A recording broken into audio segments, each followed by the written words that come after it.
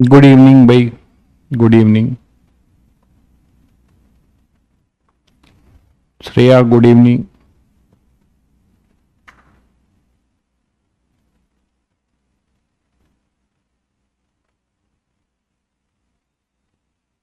Prathamesh good evening. Purnim Rajat, सभी बच्चों को गुड इवनिंग। कैसे हैं आप लोग? उदय, अभिषेक, अमित, ओजस्वी, सभी को गुड इवनिंग।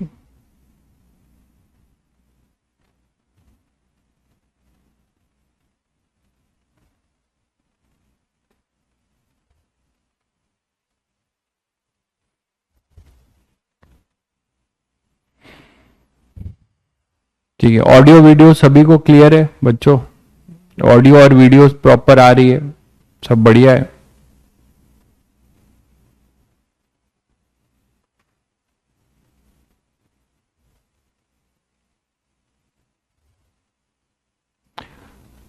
एससी वर्मा का अभी जब काइनेमेटिक्स पूरा हो जाएगा तो टिक करा दूंगा, या प्रोजेक्टाइल के बाद टिक करा दूंगा। प्रोजेक्टाइल के बाद टिक करा दूंगा, आपको क्वेश्चन फिर ठीक ठाक मिल जाएंगे।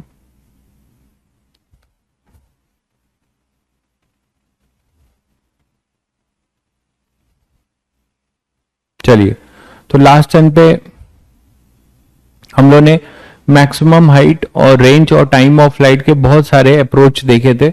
जनरल इक्वेशन लिख के भी देखा था, मोशन अंडर ग्रेविटी से देखा था। ठीक है, हाँ इरोडोफ ले लीजिए भाई, अगर एडवांस लेवल पे अगर काम करना चाहते हैं तो होना चाहिए आपके पास।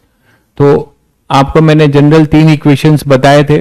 टाइम के लिए 2u/g है ना, उसके बाद मैंने कहा था रेंज मैक्सिमम हाइट के लिए,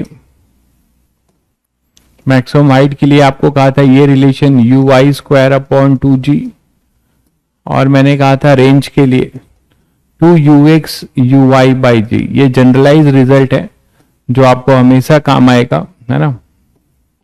और बहुत सारे अप्रोच पे हम लोग ने काम भी किया था, इस पे बहुत सारे अप्रोच पे काम किया था कि कैसे इसको डिराइव करेंगे अलग अलग अप्रोच से। तो इसमें मैं एक अप्रोच और बता रहा हूं आपको, एक वेक्टर मेथड बताया था आपको। ग्राफिकल अप्रोच भी देखते हैं।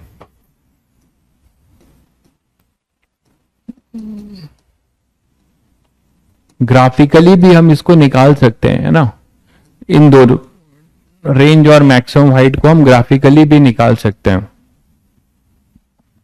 ठीक है, इरोडोप में कुछ क्वेश्चंस हम क्लास में करेंगे, मैं आपको कुछ टिक कराऊंगा। जैसे मैंने आपको कुछ पीडीएफ के फॉर्म में होमवर्क में दिए थे, अभी तक जो कैनेमेटिक्स था उसमें से जितने क्वेश्चन हो पाएंगे वो सब मैंने बना के दिया था। ठीक है, तो आपको कुछ कराए जाएंगे, कुछ टिक कराए जाएंगे, कुछ आपको करने। मैक्सिमम हम क्लास में करेंगे, एससी वर्मा हम आप अपने से निपटाएंगे। ग्राफिकल मेथड जो होगा, ग्राफिकल मेथड से भी हम एच और आर को निकाल सकते हैं। अगर ये ध्यान है आप लोगों को कि वेलोसिटी वर्सेस टाइम ग्राफ का जो एरिया अंडर द कर्व है, दैट विल गिव यू क्या बताओ, velocity v versus t graph है, उसका जो एरिया अंडर द कर्व है उससे आपको क्या मिलता था, उससे डिस्टेंस मिलता था। तो अगर आप दोनों को अलग अलग से देखते हो तो आपने क्या सीखा था कि अगर मैं ग्राफ बनाऊं, यहां पे vt ग्राफ बनाऊं, मतलब मैं 2 ग्राफ बना रहा हूं, देखिएगा, एक vy वर्सेस t का ग्राफ बना रहा हूं, एक vy वर्सेस t का ग्राफ बना रहा हूं, और एक मैंने बना रहा हूं vx वर्सेस t का, एक ग्राफ बना रहा हूं मैं vx वर्सेस t का। तो शायद सब लोगों को ये चमक रहा होगा कि सर ये जो आप बता रहे हो, ये जो मैक्सिमम हाइट है h क्या है, basically distance travel in y direction, कितने टाइम में, इन t/2 टाइम। बोलो, t/2 टोटल टाइम का हाफ ऑफ द टाइम पे वो मैक्सिमम हाइट को अचीव कर लेता है। ठीक है, तो ये है y डायरेक्शन का डिस्टेंस ट्रैवल। अच्छा, और रेंज क्या है, ये है total distance in x direction. Total distance in x direction कितने टाइम में है भाई, कितने टाइम में है, इन कैपिटल टी टाइम। ठीक, तो अगर हम यहां पे Vy वर्सेस टी का ग्राफ बनाएंगे, ठीक है, अपने से ट्राई मारो, देखो आपको रिजल्ट मिल जाएगा। अगर आप Vy वर्सेस टी का ग्राफ बनाओगे तो उसका जो एरिया अंडर द कर्व है, कहां से कहां टाइम के लिए, 0 से t/2 के लिए आपको मोशन अंडर ग्रेविटी का ग्राफ बनवाया गया है। आपको क्या हो जाएगा यहाँ पे Vy एज ए फंक्शन क्या लिखेंगे आप, Vy क्या लिखेंगे, u साइन थीटा, uy कितना था, u sine theta minus g into general t, यही तो होता है जनरल फंक्शन। तो ये जो ग्राफ है ये स्ट्रेट लाइन होगा हैविंग नेगेटिव स्लोप, दिख रहा है, y equal to minus m x plus c, तो ये है y equal to minus m x plus c, इसका स्लोप जो है एक्सेलरेशन देगा वो दिख ही रहा है। इंटरसेप्ट कितना है, u साइन थीटा, तो इसका जो ग्राफ बनेगा वो आपका कैसा बनेगा, यहां से u साइन थीटा से इस तरीके से ये ग्राफ बन जाएगा। t इक्वल टू 0 पे अपना जो Vy होगा वो कितना होगा, u sine theta, t equal to 0 पे, है ना। और जब ये मैक्सिमम हाइट को अचीव करेगा तो ये हो जाएगा t इक्वल टू t/2, ठीक है। तो हमें यहीं तक का चाहिए, तो इसका जो एरिया अंडर द कर्व होगा भाई, बताइए आप लोग, इतना चमका कि नहीं चमका, कि इसका जो एरिया अंडर द कर्व होगा, ये जो एरिया अंडर द कर्व होगा यही तो आपका मैक्सिमम हाइट है भाई, यही तो इसका मैक्सिमम हाइट है, मानते हैं कि नहीं। जो एरिया अंडर द कर्व है that is your maximum height. तो Vy वर्सेस टी के ग्राफ में जो एरिया अंडर द कर्व है ये अपना मैक्सिमम हाइट है। तो आप बोल सकते हो कि area under Vy versus T graph, है ना, वो आपको क्या दे देगा, एच मैक्स, मैक्सिमम हाइट। तो मैक्सिमम हाइट कितना हो गया, हाफ बेस, बेस कितना है t/2 इंटू हाइट कितना है u साइन थीटा। तो यहां से आपको मिलेगा, टाइम को क्या लिख सकते हो, 2u साइन थीटा, टाइम को क्या लिख सकते हो, 2u साइन थीटा बाई में 4g इंटू साइन थीटा, यही तो आएगा u साइन थीटा। तो आपको देखिए क्या मिल जाएगा, जब आप टाइम की वैल्यू पुट करेंगे तो एच मैक्स का एक्सप्रेशन मिल जाएगा। एच मैक्स कितना मिल जाएगा आपको, एच मैक्स यहां से मिल जा रहा है, एच मैक्स क्या हो जाएगा, u square sine square theta upon 2g। तो ये मैंने आपको फोर्थ अप्रोच बताया एच मैक्स निकालने का, कि ग्राफिकली भी आप इस तरीके से एच मैक्स निकाल सकते हैं।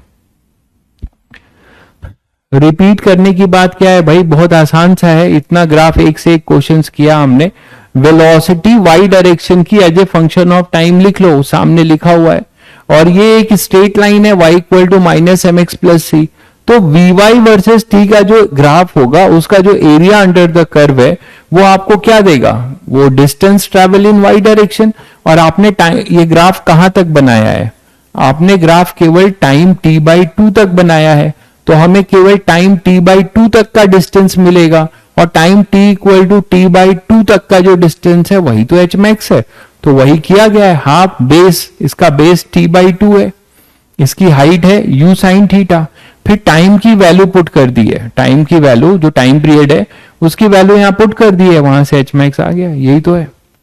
तो शायद अब आप लोग समझ रहे हैं कि Vx वर्सेस t का ग्राफ अगर बनाते हैं तो रेंज निकालने के लिए, रेंज में मतलब हम टोटल टाइम लेंगे, और Vx वर्सेस t का ग्राफ कैसा होगा, Vx वर्सेस t का ग्राफ अपना कैसा होगा भाई, Vx वर्सेस t का ग्राफ होगा straight line parallel to time axis, ऐसा होगा। क्यों होगा, क्योंकि सभी को पता है कि x डायरेक्शन में वेलोसिटी हमारी क्या रहेगी, कांस्टेंट। t/2 टाइम इसलिए लिया है क्योंकि हमें h मैक्स निकालना है, हमें h मैक्स निकालना है। मैं यार एकदम पैदल हो यार भाई, बहुत लोग यहाँ पे। तो यहाँ पे अपने पास ये जो है, ये मैं कह रहा हूं, ये t इक्वल टू 0 है और ये है t इक्वल टू t/2 ना, तो इसमें y डायरेक्शन में तभी तो h मैक्स आएगा। तो हम केवल t/2 तक का देखेंगे, ठीक है। तो यहां पे अपने पास u, ये कितना होगा, u cos थीटा होगा, और ये straight line parallel to time axis होगा। और कब तक बनाना है हमें, कब तक हमें इसको बनाना है, टोटल टाइम टी तक का, क्योंकि टोटल टाइम टी तक के डिस्टेंस टाइम में हमें कितना डिस्टेंस मिला, तो ये जो टाइम होगा ये कैपिटल टी होगा। तो इसका जो ये रेक्टेंगल का एरिया होगा ये आपको क्या दे देगा, रेंज। तो कितना हो जाएगा, u cos theta into T, यही तो करते थे रेंज के लिए। तो r इक्वल टू अपने पास आ जाएगा u cos theta into 2u sin theta by g, यही तो आया था। तो रेंज आ गया था अपना u square sine 2 theta by g. ये मेरा कहना है आपसे।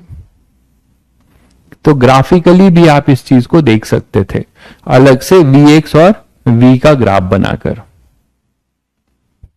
हाँ, t की वैल्यू आप रखेंगे ना भाई, t की वैल्यू रखेंगे तभी तो आपको एक्सप्रेशन मिलेगा, t की वैल्यू रखना पड़ेगा। ठीक है, आगे बढ़े।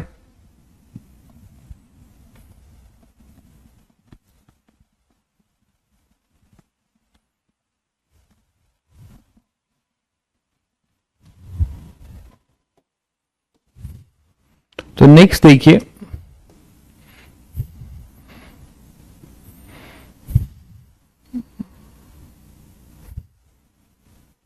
तो ये जितनी भी कहानी मैंने आपको बताई, इसमें अब नेक्स्ट केस देखते हैं, केस ऑफ मैक्सिमम रेंज।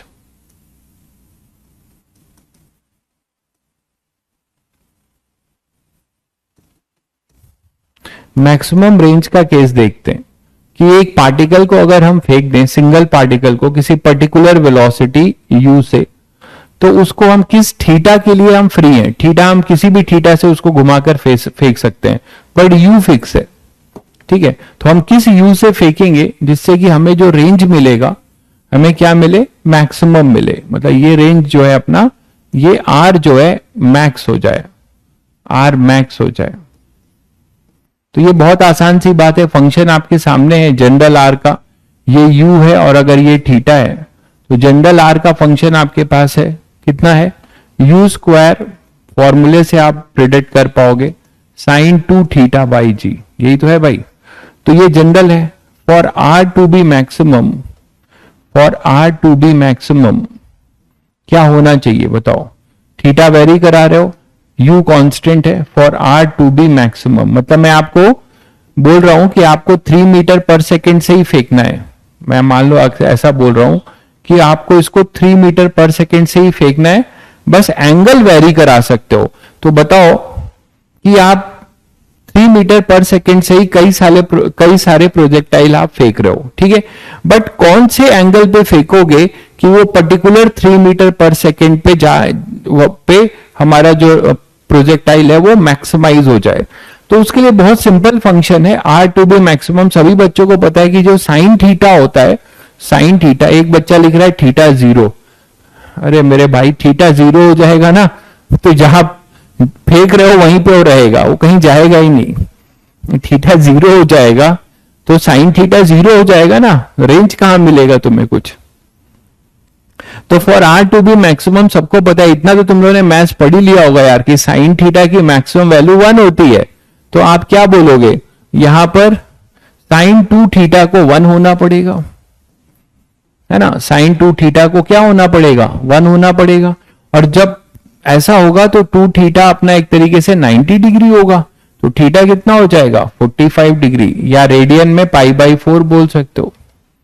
इसका मतलब आर टू बी मैक्सिमम कब होगा, जब थीटा कितना होगा 45। तो जब ये 45 डिग्री पे होगा तो अपना आर मैक्सिमाइज हो जाएगा, ठीक है। तो आर की मैक्सिमम वैल्यू कितनी आ जाएगी अपने पास, वो हो जाएगी you square by R max, कितना होगा, आर मैक्स होगा यू स्क्वायर बाई जी। तो ये आर की मैक्सिमम वैल्यू होगी, ये ठीक है, आर की ये मैक्सिमम वैल्यू होगी। सभी बच्चों को क्लियर है, ठीक है।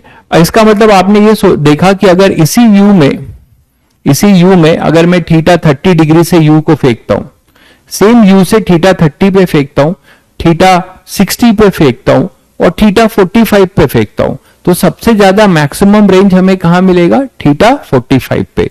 u सेम रहेगा तभी आप कंपेयर कर पाएंगे। अगर आपसे मैं बोलूं कि इस मैक्सिमम रेंज का अपना कोई मैक्सिमम हाइट भी होगा, तो what is the maximum height of this particular range, मतलब मैं आपसे ये पूछ रहा हूं कि जब आपने इसको मैक्सिमाइज कर दिया तो इसका एच मैक्स क्या होगा, ये मैं पूछ रहा हूं। एच मैक्स है ना, किसके लिए, कॉरस्पॉन्डिंग टू आर मैक्स। तो इसमें यह भी आपसे पूछा जा सकता है एच मैक्स किसके लिए, कॉरस्पॉन्डिंग टू आर मैक्स। जब हमारा रेंज मैक्सिमाइज हो रहा होगा उस समय जो प्रोजेक्टाइल बन रहा होगा तो उसका मैक्सिमम हाइट कितना होगा, वो भी बहुत आसान है आपके लिए। ये सब फॉर्मूले बेस्ड चीजें हैं जो जेई मेंस में जनरली सब यूज हो जाते हैं। तो एच मैक्स क्या हो जाएगा, कॉरस्पॉन्डिंग टू आर मैक्स।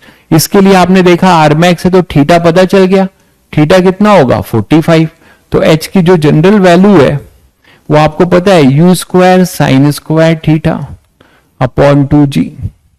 तो यहां से एच मैक्स आप बता सकते हो। एच मैक्स कितना हो जाएगा भाई, एच मैक्स आएगा अपने पास यू स्क्वायर अपॉन 2g और साइन 45 का स्क्वायर, तो क्या आ जाएगा यू स्क्वायर अपॉन 4g। तो आपको एक अच्छा रिलेशन मिलता है जो आगे कभी क्वेश्चंस में आप यूज भी करेंगे, ठीक है। सॉरी 1/√2 आएगा ना, हाँ ठीक है, 1/√2 का स्क्वायर होगा तो 1/√2 का स्क्वायर 2, तो ये सही है यू स्क्वायर बाई 4g। और यहां पे आया था यू स्क्वायर बाई जी, तो दोनों में क्या रिलेशन है, h max corresponding to r max, ये आ गया। इन दोनों में आप रिलेशन भी आप बता सकते हो, इन दोनों में क्या रिलेशन हो जाएगा, ये हो जाएगा एट थीटा 45 पे, एट थीटा जब 45 होगा तब की बात बोल रहे हैं, हमेशा के लिए नहीं। क्या बोल सकते हैं आप कि r max equal to 4 times of h max, देख लीजिए है ना। आप इसकी value u square by g को आर लिख सकते हैं, तो r max equal to 4 times of h max कब, when theta equal to 45 degree. तो ये छोटे छोटे रिजल्ट्स आपको नहीं भी याद रहे तो कोई इश्यू नहीं है, मैं नहीं बोल रहा हूं याद रखो, बट कहीं ना कहीं आपको काम आ जाते हैं। तो r max is equal to 4 times of h max, ये होगा। क्लियर है।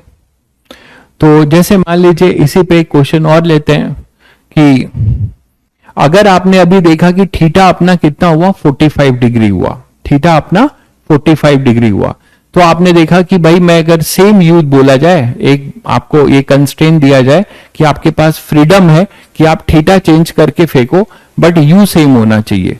तो आपने क्या देखा कि थीटा 45 पे आपका रेंज जो है क्या हो रहा है, मैक्सिमाइज हो जा रहा है। थीटा 45 पे आपका रेंज मैक्सिमाइज हो जा रहा है। तो मान लीजिए अगर मैं आपको अब ये बोलूं कि मुझे किसी पर्टिकुलर यू के लिए, ठीक है, किसी पर्टिकुलर यू के लिए कौन से 2 थीटा पे अगर मैं फेंकूं तो हमारा रेंज इक्वल होगा,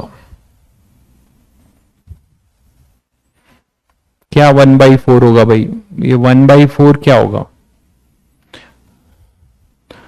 सही तो है भाई, यू स्क्वायर बाई जी को आर मैक्स लिख दिया ना, इसको मैंने आर मैक्स लिख दिया, क्या 1/4 क्यों होगा, ये देखो इसको आर मैक्स लिखा गया है भाई।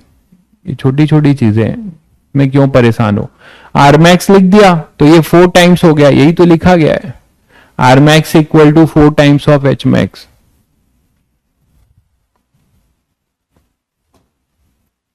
ठीक है, तो मैं कह रहा हूं, एक स्टेटमेंट दे रहा हूं आपको, उसको प्रूव भी करते हैं हम लोग। इफ एंगल ऑफ प्रोजेक्शन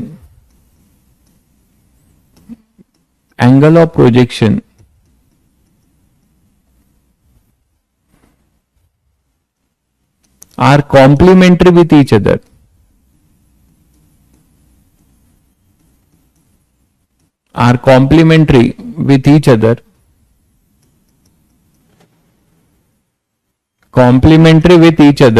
है ना, then range must be same,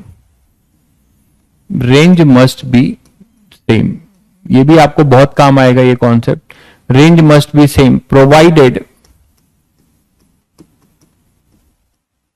speed of projection is same, मतलब यू सेम होना चाहिए, ऐसा ना हो कि यू भी बदल दें आप, you speed of projection is same.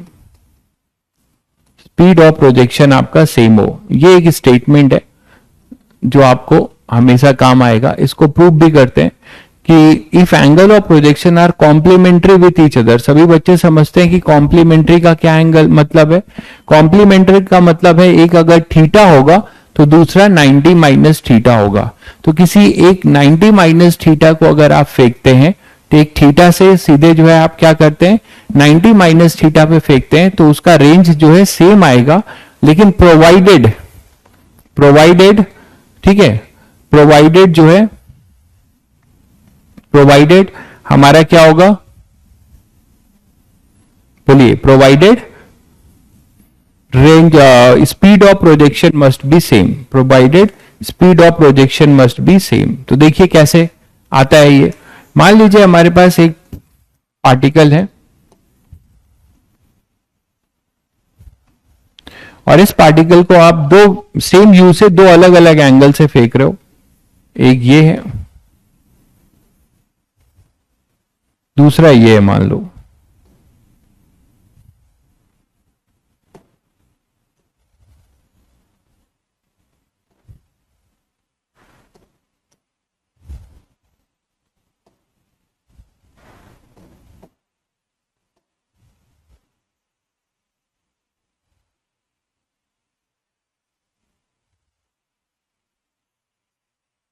ठीक है, ये है मान लो। ठीक है, अब आपके पास क्या हो रहा है कि एक मैंने कहा आपको कंडीशन बताया, कंडीशन यही है कि स्पीड ऑफ प्रोजेक्शन सेम होना चाहिए। दोनों प्रोजेक्टाइल का जो स्पीड ऑफ प्रोजेक्शन है वो सेम है, स्पीड चेंज नहीं करेंगे आप। ये भी यू से फेंका जा रहा है और ये भी यू से ही फेंका जा रहा है, तब आप कंपेयर कर रहे हैं। तो मान लेते हैं कि इसका एंगल θ1 है और ये एंगल अपना θ2 है। ठीक है, ये एंगल अपना θ2 है, क्लियर है, और रेंज दोनों के लिए सेम है। तो हमें प्रूफ करना है कि अगर रेंज सेम है तो हमें ये प्रूफ कर देना है कि θ1 प्लस θ2 90 डिग्री होंगे। अगर हम ये प्रूफ कर पा रहे हैं, है ना, for range to be same हमें ये प्रूफ करना है। टू प्रूफ क्या करना है हमें, θ1 प्लस θ2 इक्वल टू 90 डिग्री, ये हमें प्रूफ करना है कि अगर ऐसा होगा, दोनों कन्वर्ट्स ट्रू है, वाइस वर्सा है। अगर θ1 प्लस θ2 90 डिग्री है मतलब दोनों कॉम्प्लीमेंट्री होंगे तो रेंज सेम होगा। या आप ऐसे उल्टा सोच सकते हो कि अगर रेंज सेम है तो एंगल्स आर कॉम्प्लीमेंट्री। ठीक है, तो हमने रेंज सेम लिया है, हमें प्रूफ करना है कि एंगल्स आर कॉम्प्लीमेंट्री। कैसे कर रहे हैं देखिए। पहले के लिए मैं अगर लिखूं, ये फर्स्ट प्रोजेक्टाइल है और इसे मैं बोल रहा हूं सेकेंड प्रोजेक्टाइल, तो पहले के लिए R1 में क्या लिखूंगा, सिंपल, θ1 है तो क्या लिखूंगा, u square sine 2θ1 upon g. यही तो फॉर्मूला होता है, u square upon sine 2θ1 upon g. बताइए, u स्क्वायर साइन 2θ1 अपॉन में जी, ये होता है रेंज R1। ठीक है, अब R2 क्या लिखोगे, R2 लिखोगे उसका एंगल ऑफ प्रोजेक्शन है u सेम है साइन 2θ2 बाई जी, ऐसे लिख सकते हो। अब ध्यान से जरा देखना कि θ2 और ये एंगल मैं फाई ले रहा हूं, ये एंगल मैं फाई ले रहा हूं। ठीक है, तो θ2 प्लस फाई कितना है, θ2 plus phi is our 90 degree. तो θ2 कितना हो जाएगा, 90 माइनस फाई। तो अगर हम इसको यहां पुट करें तो हमारा R2 क्या आ जाएगा, u square sine 2 90 minus five by में जी। तो R2 क्या हो जाएगा, u square by g sine 180 degree minus 2 ऐसे लिख सकते हो। बोलो, 180 डिग्री माइनस 2 ये लिख सकते हो ना। और सबको पता है कि साइन पाई माइनस थीटा जो है साइन थीटा होता है, तो आप इसको लिख सकते हो R2 is equal to u square by g sine 2 है ना। Sine 180 degree sine pi minus theta, ये सबको पता है फर्स्ट क्वाड्रेंट है तो साइन थीटा होता है, वही यूज किया गया है यहाँ पे, थीटा की जगह 2 है। ठीक है, sine 90 minus theta cos theta होता है, बिल्कुल आप सही कह रहे हैं, लेकिन यहाँ 90 नहीं है, यहाँ 180 है, 2 को अंदर ले जाइए। ठीक है, अब हमें पता है कि ये जो R1 था ये फर्स्ट इक्वेशन लें और इसे सेकेंड, दोनों में पता है हमें कि R1 और R2 दोनों इक्वल हैं, R1 is equal to R2, यही लेके चल रहे हैं। जब आप ऐसा करोगे तो u square sine 2θ1 by g, this is equal to u square upon g sine 2φ। तो यहां से आपको क्या मिलता है, θ1 इक्वल टू φ। यहां से ये प्रूव हो जाता है कि θ1 किसके बराबर है, φ के, या φ किसके बराबर है, θ1 के। तो आप बता सकते हो कि θ2 प्लस φ 90 था और हमने φ को θ1 के बराबर प्रूव कर दिया। तो यहां से हमें क्या मिलता है कि ये आप बोल सकते हो यहां से ना कि θ2 प्लस θ1, तो ये φ के जगह पे हम θ1 लिख सकते हैं, इज इक्वल टू 90। तो ये प्रूव होता है कि अगर हमारे angles complementary with each other है, कॉम्प्लीमेंट्री का यही मतलब होता है कि एक एंगल 60 है तो 90 माइनस 60 30, तो वो अपना क्या होगा, ये दोनों कॉम्प्लीमेंट्री विथ ईच अदर होंगे, तो हमारा रेंज जो है सेम होगा। लेकिन ये ध्यान रहे कि इसको प्रूफ करते वक्त स्पीड को सेम लिया गया है, अगर स्पीड कटेगा नहीं तो थीटा इक्वल टू 5 प्रूव नहीं होगा। तो इसीलिए कंडीशन भी ध्यान रखिए, जहां पे भी ये रिजल्ट आप अगर लगाएंगे तो तभी लगा सकते हैं when speed of projection is same, when speed of projection is same. ठीक है,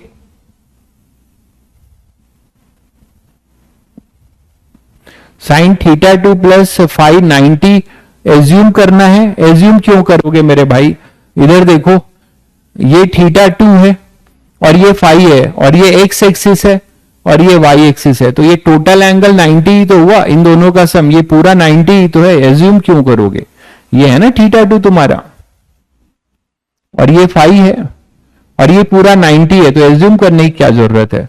θ2 प्लस φ 90 है, ये तो दिख ही रहा है, x एक्सिस और y एक्सिस, ये x एक्सिस है ये y एक्सिस है, टोटल एंगल है, तो वो तो 90 ही होगा ना, एज्यूम क्यों करेंगे।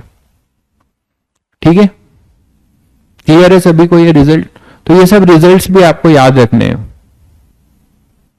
देखिए काइनेमेटिक्स आप स्किप मत करिए, ठीक है, अगर आप धीरे धीरे पढ़ लीजिए, काइनेमेटिक्स में बहुत कुछ नहीं है, क्वेश्चंस बहुत ढेर सारे कराएं, तो क्वेश्चन वाला पार्ट स्किप कर सकते हैं, जहां थ्योरी वाला पार्ट है वो देख लीजिए, क्योंकि कहीं ना कहीं जरूरत पड़ेगी ही इन सब की यहाँ पे भी।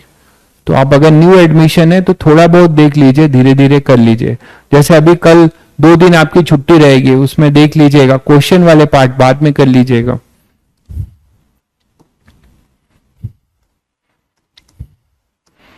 ठीक है, अभी प्रोजेक्टाइल समझने के लिए आपको बेसिक 3 काइनेमेटिक्स इक्वेशन और मोशन अंडर ग्रेविटी पता होना चाहिए, तो वो कर लीजिएगा। अब मान लीजिए हमारे पास क्या है, ये बोला जा रहा है, एक क्वेश्चन ऐसा है जिसमें कि ये बोला जा रहा है कि मान लो कि एक प्रोजेक्टाइल है, आपने उसको फिगर दिया हुआ है आपको, एक प्रोजेक्टाइल ये है और एक प्रोजेक्टाइल ये है, दोनों का जो मैक्सिमम हाइट है वो अलग अलग है, बट यहां दिया हुआ है कि रेंज सेम है। ये दिया जा रहा है कि रेंज इनका सेम है, तो बिना कुछ बोले भी आप समझ पा रहे हो कि ये कौन सा केस हो जाएगा, रेंज सेम है। इसका रेंज है अपना, इसका मैक्सिमम हाइट है h1 और एक का है h2, ये मान लो h1 है और ये अपना h2 है, ठीक है, और ये u है, दोनों का u सेम है। तो यहीं से आप समझ रहे होगे कि ये कौन सा केस है। आपसे बोला जा रहा है ये रेंज, और कुछ नहीं दिया जा रहा है, ये रेंज दिया जा रहा है, ये रेंज है। तो आपको बताना है from the figure shown find relation between R H1 and H2। R H1 और H2 में आपको रिलेशन बताना है, R H1 एंड H2। तो हमें H1 H2 और R में रिलेशन बताना है इस फिगर को देखकर। तो बिल्कुल सही कह रहे हैं आप लोग, कॉम्प्लीमेंट्री एंगल वाला केस है। ये फिगर आपको चिल्ला चिल्ला के बता रहा है कि सर रेंज तो सेम है, ठीक है, रेंज सेम है, इसका मतलब ये दोनों जो है कॉम्प्लीमेंट्री वाला केस है, मतलब हमें दोनों का एंगल ऑफ प्रोजेक्शन, एक का अगर थीटा मान लें तो दूसरे का हमारा 90 माइनस थीटा होगा। इसको मानने में कोई बुराई नहीं है, ठीक है, कोई आपको रोक नहीं सकता। तो अगर ये u है और ये u है, ठीक है, तो एक को अगर आप थीटा मानोगे तो दूसरे को आप मान सकते हो कितना, 90 माइनस थीटा। अब इसको लेते हुए हमें थोड़ा सोचना है कि H1 H2 और R, ठीक है भाई, देखो ये क्वेश्चंस हैं सारे, ठीक है, सारे क्वेश्चंस ही हैं, ठीक है, जो अभी बेसिक चीजें पढ़ी है उसी पे आपको वेरिएशन कराया जा रहा है। तो जहां भी आपको हैशटैग दिखेगा वो क्वेश्चन ही है। तो find relation between RH1 and H2। तो RH1 और H2 के रिलेशन के लिए आपको क्या सोचना चाहिए कि सर हमें केवल RH1 और H2 में एक रिलेशन निकालना है। तो धीरे धीरे क्या करते हैं, पहले H1 अगर लिखें, हमने एक को थीटा माना, दूसरे को 90 माइनस थीटा, तो H1 अगर लिखना चाहोगे तो H1 क्या लिखोगे, H1 लिखोगे u square sine square theta upon 2g, यही फॉर्मूला होता है। और H2 क्या लिखोगे फिर, u स्क्वायर साइन, अब इसका एंगल ऑफ प्रोजेक्शन है 90 माइनस थीटा, तो sine square 90 minus theta upon 2g, जो कि सभी बच्चों को पता है कि साइन 90 माइनस थीटा वो हो जाता है अपना कॉस थीटा। तो यहां पर हम इसे लिख रहे हैं u square upon 2g cos theta, cos square theta मतलब,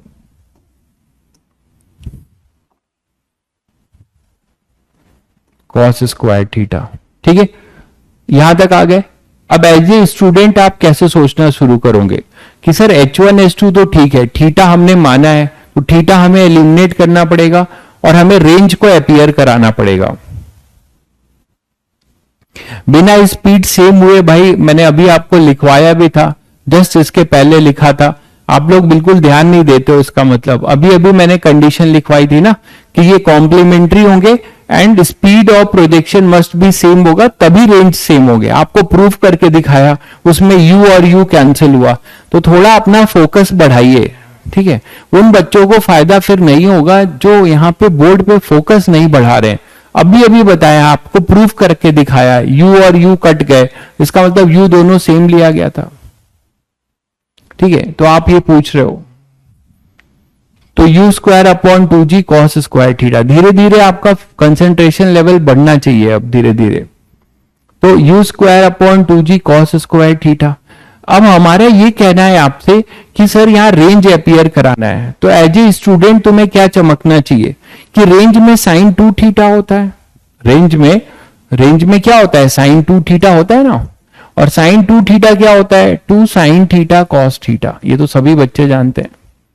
तो सर कुछ ऐसा करें जिससे कि ये साइन थीटा 2 थीटा एक साथ आए, साइन थीटा कॉस थीटा एक साथ आए, तो हम उसको रेंज की तरफ ले जा सकते हैं। मतलब ये सोचने का एक तरीका हो सकता है।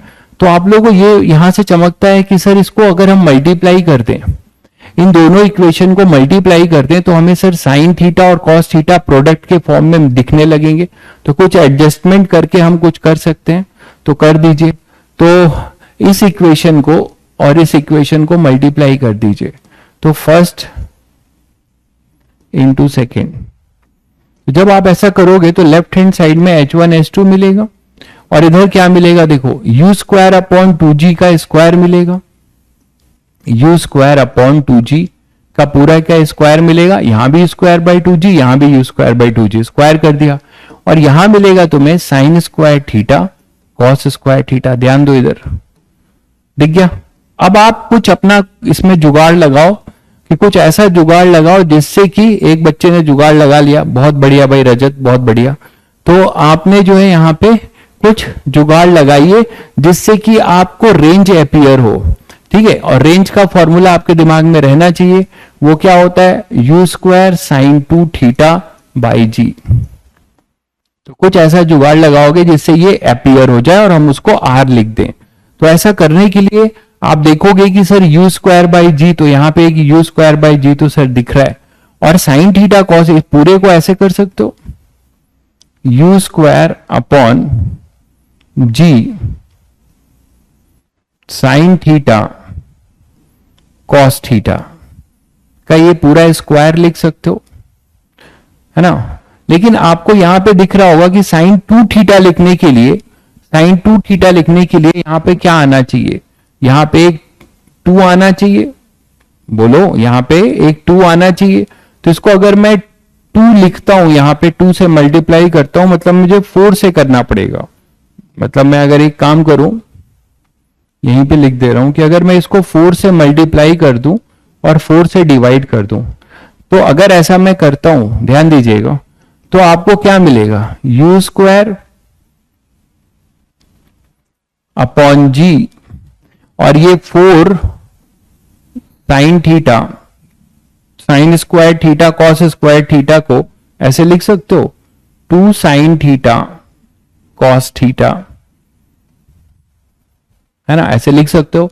और ये पूरे का क्या हो जाएगा, स्क्वायर, ये पूरे का आप क्या लिख सकते हो, इसको स्क्वायर लिख सकते हो। एक 4 को अंदर लिया और इसको 2 साइन थीटा कॉस थीटा, और ये एक 4 अपना बाहर रह गया। और साथ में यहां पे 4 था, एक 4 ये था यू स्क्वायर, ये 4 मैंने यहां लिख दिया।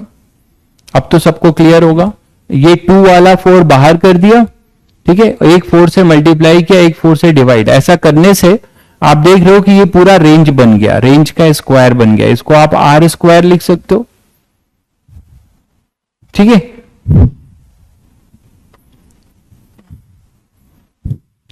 तो यहां पर आप जो जी को अलग कर दिया, इस 2 स्क्वायर को हमने बाहर ले लिया परफेक्ट स्क्वायर से, ठीक है।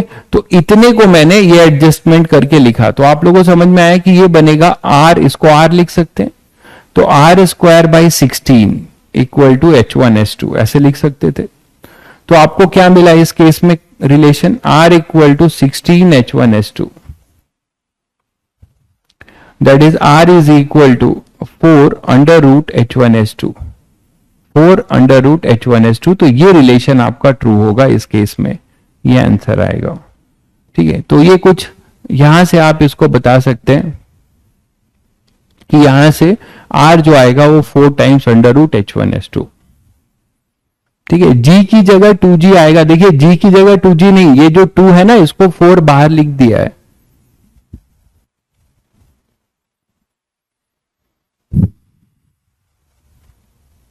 क्लियर है।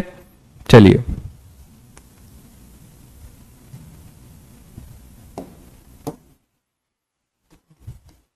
नेक्स्ट देखिए, कभी कभी इसी पे जो आपने काइनेमेटिक्स में पढ़ा है उससे रिलेट कुछ क्वेश्चंस करते हैं। जैसे कि अगर आपसे पूछा जाए कि एक प्रोजेक्टाइल मोशन हुआ है और इस प्रोजेक्टाइल मोशन में, इस प्रोजेक्टाइल मोशन में बताओ कि पार्टिकल की एवरेज वेलोसिटी क्या है, एवरेज एक्सेलरेशन क्या है, ये सब आपसे पूछने लगे कि मान लो ये u है,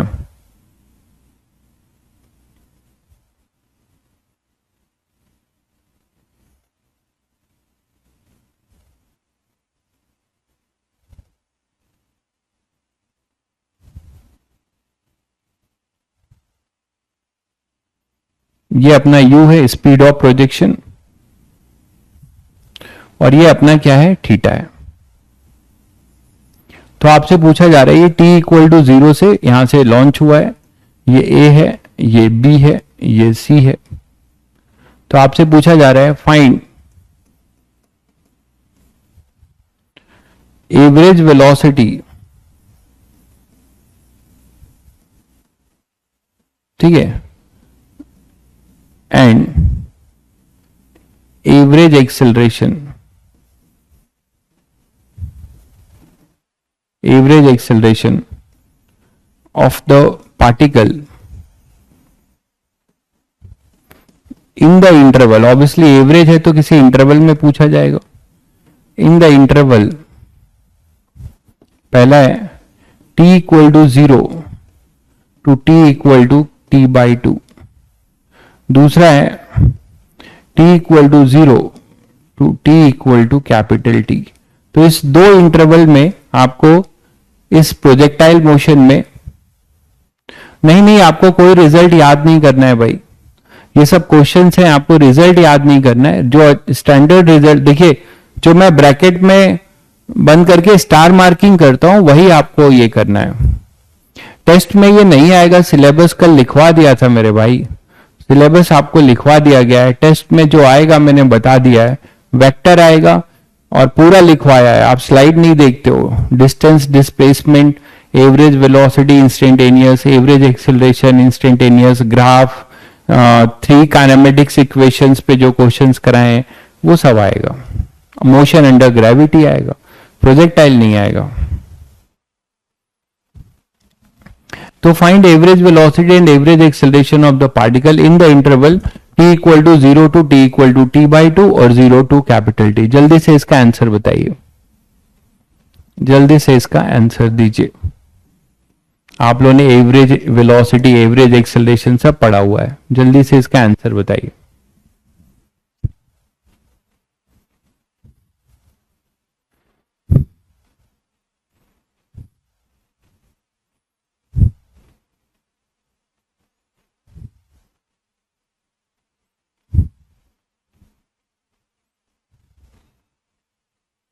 yes, projectile motion is a part of kinematics equation. Kinematics जो चैप्टर है उसका एक पार्ट ही है, 2 डायमेंशनल है ना। काइनेमेटिक्स को हम एक्चुअली 2 डायमेंशन में हैंडल करते हैं, 1 डायमेंशन एंड 2 डायमेंशन। तो ये बेसिकली काइनेमेटिक्स इन 2D पे आता है। देखिए, अगर आप स्टार बैच में हैं तो हाँ, सिलेबस अलग अलग मिसमैच चल रहा है। फिजिक्स आप मुझसे पढ़ रहे हैं तो आप मेरा ही पेपर दीजिएगा फिर फिजिक्स का, बट द प्रॉब्लम इज कि फिर वहां आप मैथ्स और केमिस्ट्री का क्या करोगे। पेपर तो अलग अलग होते हैं क्योंकि सिलेबस अलग अलग है सभी टीचरों का। मैं फिजिक्स कुछ अलग सीक्वेंस में पढ़ाता हूं, है ना, सबका सीक्वेंस अलग अलग होता है। ये आप एक बार पूछिएगा क्या कर सकते हैं आप।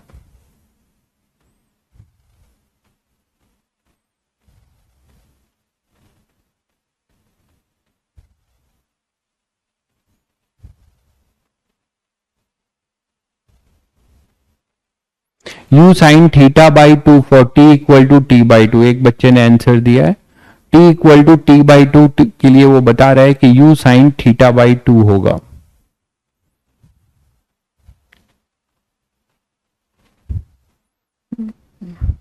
एक भाई साहब बता रहे हैं एवरेज वेलोसिटी जो होगी वो h max बाई t/2 होगी।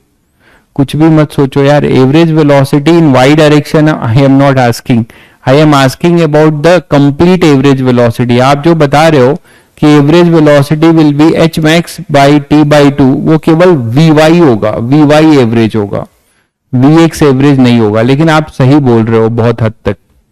क्यों सही बोल रहे हो बताता हूं। चलिए देखिए, अब पहले की बात करते हैं, t इक्वल टू 0 से t इक्वल टू t/2। बहुत बच्चे बेसिक्स जो है नहीं कनेक्ट कर पा रहे हैं, वो गड़बड़ है। आप मुझे बताओ यार, t इक्वल टू 0 से एवरेज वेलोसिटी भूल गए सब लोग क्या? v एवरेज क्या लिखते हो?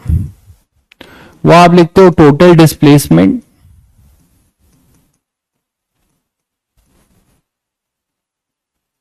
Upon total time taken. ये लिखते हो ना भाई, टोटल टाइम टेकन, यही तो लिखते हो।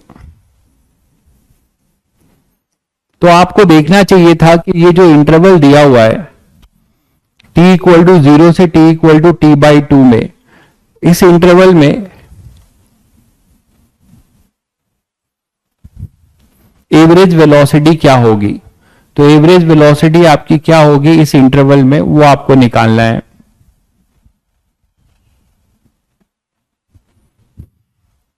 तो आप एक बेसिक मेथड, जिसको कुछ भी नहीं पता वो तो ये समझ सकता है कि सर t/2 में तो हाईएस्ट पॉइंट पे होगा। तो जब ये हाईएस्ट पॉइंट पर होगा तो इसका डिस्प्लेसमेंट क्या होगा? इसका डिस्प्लेसमेंट ये होगा, दिख रहा है सभी को? इसका जो डिस्प्लेसमेंट होगा वो ये होगा। और डिस्प्लेसमेंट जब ये होगा तो हम डिस्प्लेसमेंट टाइम तो हमें पता है कितना टाइम लगेगा, t/2, ये तो हमें पता है। तो व्हाट इज आवर डिस्प्लेसमेंट? एक बच्चा बार बार लिखे जा रहा है h max is the displacement. अरे मेरे भाई, h max डिस्प्लेसमेंट नहीं होगा, पार्टिकल की इनिशियल पोजीशन ये है। और ये फाइनल पोजीशन है, तो हम इनिशियल से फाइनल को ज्वाइन करने वाला जो पोजीशन वेक्टर है वो डिस्प्लेसमेंट लिखते हैं। ये अपना डिस्प्लेसमेंट है भाई, ये डिस्प्लेसमेंट है। ठीक है, ये ऐसे जा रहा है, एक्चुअल पाथ इसका कर्व है, और ये डिस्प्लेसमेंट ये है, एच मैक्स नहीं है। तो ये डिस्प्लेसमेंट आप कैसे निकालोगे? ए बी, आपको पता है कि इस टाइम में इसने एक्स डायरेक्शन में रेंज के हाफ कवर कर लिया होगा, और यहां पर इसने एच कवर कर लिया होगा। तो पाइथागोरस यूज करना पड़ेगा आपको। क्या करना पड़ेगा? पाइथागोरस यूज करना पड़ेगा। ठीक है, आपको पाइथागोरस यूज करना पड़ेगा। r/2 और ये h है, तो इसको पाइथागोरस यूज करना पड़ेगा तुम लोगों को। तो कर लो। ठीक है, क्या यूज करोगे? पाइथागोरस यूज करके कर सकते हो। डिस्प्लेसमेंट निकाल लो। डिस्प्लेसमेंट क्या हो जाएगा? ए बी, वो हो जाएगा अंडर रूट, ये ओ ले लो, O A square plus O B square, यही होगा भाई। ओ ए स्क्वायर का मतलब r/2, मतलब r square by 2 plus h max मतलब एच स्क्वायर, यही तो होगा r मैक्स। बताइए, ये आएगा अपना डिस्प्लेसमेंट। ठीक है, तो अब ये डिस्प्लेसमेंट आप निकाल सकते हो। यहां से क्या आ जाएगा बताओ? डिस्प्लेसमेंट ए बी आप निकाल लो, यहां से क्या आ जाएगा? वैल्यू पुट करना पड़ेगा, थोड़ी मेहनत करनी पड़ेगी आपको। रेंज क्या हो जाएगा? रेंज होता है, सभी को पता है, इसको चाहो तो ऐसे लिख सकते हो, 2 को इधर लेके और ये 2 बाहर निकाल लो। आर क्या? आर का फॉर्मूला लिखो, u square sine 2 theta by g, यही तो होता है। इसका whole square into 1/2 plus h max, वो होता है u square sine square theta upon 2g का होल स्क्वायर। ये आएगा। एंगल नहीं दिया गया है, एंगल दिया जाता तो आप तुरंत कर लेते, ये जनरल कर ले हम लोग। ठीक है, r/2 का होल स्क्वायर है ना, तो यहां 4 होगा। सही कह रहे हैं आप, r/2 का तो मतलब यहां 4 होगा, ये इसका भी तो स्क्वायर हुआ होगा। ठीक है, ये आ जाएगा। तो जब आप इसको कर रहे हो तो थोड़ा चालाकी दिखाओ, इसमें से कॉमन टर्म निकाल लीजिए। पहले इसको आप खोलोगे साइन 2 थीटा को, तो आपको मिलेगा u square 2 sine theta cos square theta upon g square into 1/4, और प्लस यहां पे भी यही मिलेगा, ये u की पावर 4 होगा मतलब, और यहां पे भी आपको मिलेगा u की power 4 sine 4 theta upon 4g square. तो इतना देखने में बड़ा है, आप इसमें से ये पूरा कॉमन निकाल लीजिए, ये पूरा कॉमन निकाल लीजिए। यहां भी 4 है, यहां भी जी स्क्वायर है, इसको कॉमन निकालिए। यहां u की पावर 4 है, यहां u की पावर 4 है, यहां साइन स्क्वायर थीटा है, यहां साइन की पावर 4 है, तो आप बाहर निकाल लीजिए। u की पावर 4 बाहर निकालेंगे अंडर रूट से तो u स्क्वायर आएगा। ठीक है, जी स्क्वायर बाहर निकालोगे तो g आएगा, और 4 भी बाहर निकालोगे तो 2g आएगा, और एक साइन स्क्वायर थीटा बाहर निकालोगे तो साइन थीटा आएगा। बचेगा क्या अंडर रूट के? एक ये 2 बच जाएगा, और यहां पे कॉस स्क्वायर थीटा बच जाएगा, प्लस यहां बच जाएगा अपने पास क्या? केवल साइन स्क्वायर थीटा। सबको दिख गया? यहां पे एक साइन स्क्वायर थीटा निकाला, तो यहां पे साइन स्क्वायर थीटा बच जाएगा। ये क्लियर है सभी को? ये क्लियर है?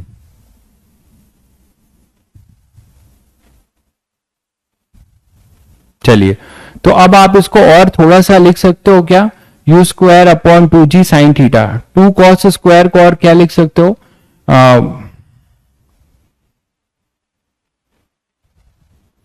2 कॉस स्क्वायर को लिख सकते हो, एक कॉस स्क्वायर इसके साथ आके 1 हो जाएगा। कुछ गड़बड़ हो रहा है क्या? देखिएगा।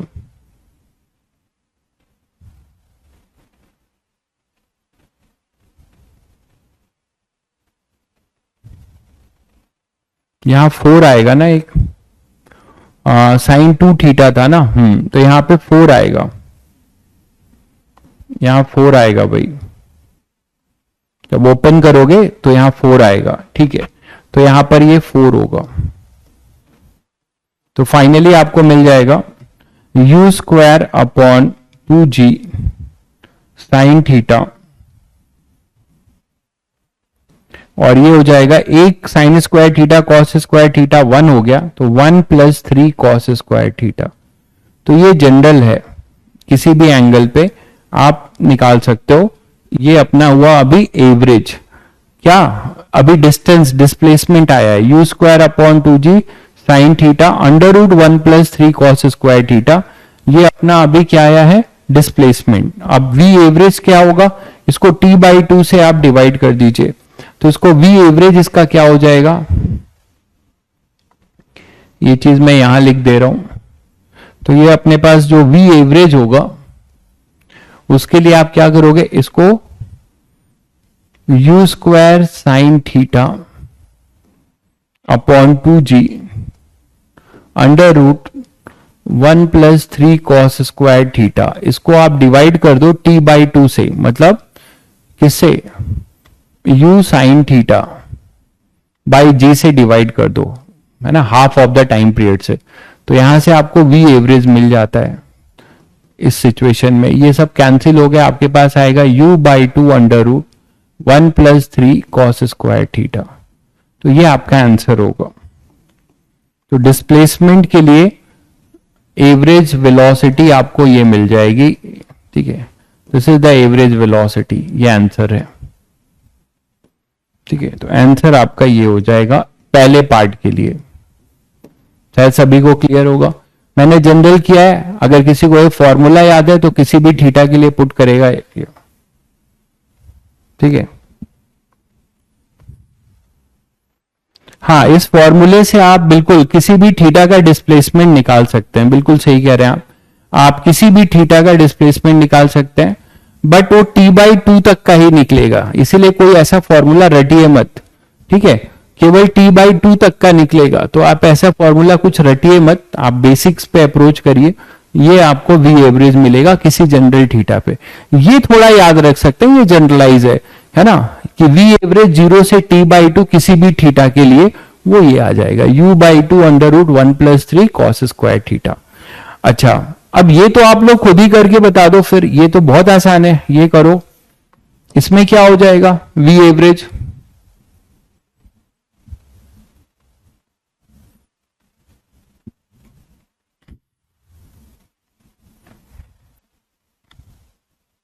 इसमें v एवरेज क्या होगा बताओ। इस वाले केस का आंसर दो। इसका तो बहुत आसान है, इसमें क्या हो जाएगा, जब t जो है यहां पर आ चुका होगा, देखो, तो डिस्प्लेसमेंट पूरा रेंज बन जाएगा भाई। डिस्प्लेसमेंट अपना पूरा क्या बन जाएगा, रेंज बन जाएगा। डिस्प्लेसमेंट अपना क्या बन जाएगा, पूरा रेंज। और डिस्प्लेसमेंट जब रेंज बन जाएगा तो उसको टाइम ऑफ फ्लाइट से डिवाइड कर दो, आपको क्या मिल जाएगा, बताइए।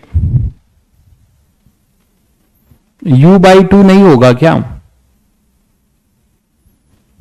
u/2 नहीं होगा क्या भाई, एक बार चेक करिएगा, कहीं कुछ गड़बड़ तो नहीं है। 4 कॉमन आएगा ना, यहां से 4 और ये 4 कॉमन आएगा, तो 2 तो रहेगा ही रहेगा। सही लग रहा है। टाइम की वैल्यू में क्या कह रहे हो, 2u साइन थीटा, नहीं नहीं नहीं, गलत सोच रहे हो।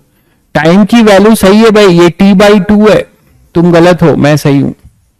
देखो इधर, अगर आपने t पुट कर दिया है तो गलत कर दिया है। आपसे पहले पार्ट में कहां से कहां पूछा गया था, t/2 तक, गलती कर रहे हो। t/2 तक पूछा गया था ना, हाईएस्ट पॉइंट यहां से यहां तक का, तभी तो आपने ये बाकी किसी जनरल डिस्टेंस पे थोड़े निकाल पाते। पाइथागोरस आप केवल ये इसी वैल्यू के लिए निकाल पा रहे हो, राइट एंगल ट्रायंगल यही बनेगा, ये डिस्प्लेसमेंट r और h के साथ राइट एंगल ट्रायंगल बनाएगा यहीं पर, ठीक है। तो यहां से आप बता सकते हो। Change in velocity to time of flight क्या बोल रहे हो, ये एवरेज एक्सेलरेशन का फॉर्मूला है, मैं एवरेज वेलोसिटी निकाल रहा हूं। सब भूल गए क्या? मैंने एवरेज एक्सेलरेशन नहीं निकाला है, मैंने वी एवरेज लिखा है। देखिए इधर वी एवरेज लिखा है। जब आप जो बोल रहे हो वो तब आएगा जब हम एवरेज एक्सेलरेशन की बात करेंगे, ठीक है? तो उसकी बात करेंगे अभी। ये क्लियर है सभी को? तो वी एवरेज हम निकालते हैं अगर इसमें for t equal to 0 to t equal to capital T. तो ये तो बता दो तुम लोग, ये भी नहीं बता पा रहे हो। इसमें क्या होगा देखो, अभी मैंने कहा ना कि t इक्वल टू 0 से ये यहां पहुंच चुका होगा। तो व्हाट इज योर डिस्प्लेसमेंट? इसमें डिस्प्लेसमेंट क्या आएगा? अरे यही तो अपना डिस्प्लेसमेंट होगा। इनिशियल से फाइनल को ज्वाइन करोगे तो ये अपना डिस्प्लेसमेंट होगा रेंज के बराबर। तो डिस्प्लेसमेंट की जो वैल्यू होगी वो रेंज के बराबर होगी, मानते हो कि नहीं? तो रेंज अपॉन टी कर दो। तो वी एवरेज इस केस का क्या होगा? एक्सेलरेशन अलग से निकालेंगे अभी, आर अपॉन टी। तो ये तो बहुत आसान था, u square sine 2 theta by g, और टाइम ऑफ लाइट अब यहां पूरा लिखोगे 2u sign theta by g. और इसको जो है ओपन कर दो तो साइन थीटा से साइन थीटा कैंसिल हो जाएगा, जी से जी कैंसिल, यू से यू कैंसिल। तो अपने पास आएगा क्या? साइन थीटा से साइन थीटा भी कैंसिल, 2 से 2 भी कैंसिल, तो केवल आएगा u cos थीटा। केवल आपके पास आएगा u cos थीटा। तो v एवरेज आपको मिल गया u cos theta. v average आपको मिल जाएगा इस केस का u cos थीटा। क्लियर है सभी को? अगर आप एवरेज एक्सेलरेशन की बात करते हो तो आपको क्या निकालने की जरूरत है क्या भाई? एवरेज एक्सेलरेशन निकालने की जरूरत है? डायरेक्टली बोल सकते हो कि एवरेज एक्सेलरेशन हमेशा g होगा। क्यों? क्योंकि मैंने तुम लोगों को बताया था कि कोई भी क्वांटिटी अपने इंटरवल में कांस्टेंट होती है तो उसका एवरेज एक्सेलरेशन या उसका इंस्टेंटेनियस वैल्यू सेम होता है, ठीक है? अच्छा, y डायरेक्शन में g है, एक्सेलरेशन केवल y डायरेक्शन में, x में कोई एक्सेलरेशन है ही नहीं, 0 है, तो उसका एवरेज भी 0 रहेगा, x में लेना देना नहीं है। y में क्या होगा? g कांस्टेंट है तो y में भी g होगा। आप प्रूफ करके देखना चाहते हो तो आप देख सकते हो।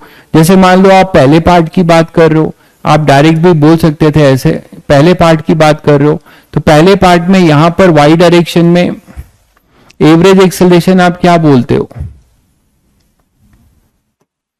आप इसको प्रूफ भी कर सकते हो, ठीक है? यही तो बोलते हो ना, v final minus v initial upon में डेल्टा टी, यही तो बोलते हो एवरेज एक्सेलरेशन। बोलो। तो यहां पर आपको क्या दिखता है? इनिशियल वेलोसिटी क्या है? ये u है और ये थीटा है। तो इधर आएगा u cos थीटा और ये आएगा u sin थीटा। तो ये इनिशियल वेलोसिटी वेक्टर लिख सकते हो आप। v इनिशियल क्या लिखोगे? u cos theta i cap plus u sin theta j cap. और जब ये यहां पे पूछा था t इक्वल टू 0, पहला केस कर रहे हैं हम लोग, t equal to 0 to t equal to capital T by 2, तो यहां पर आने पे ये पूरी वेलोसिटी सबको पता है कैसी हो जाती है, u cos थीटा, vy यहां 0 हो जाता है।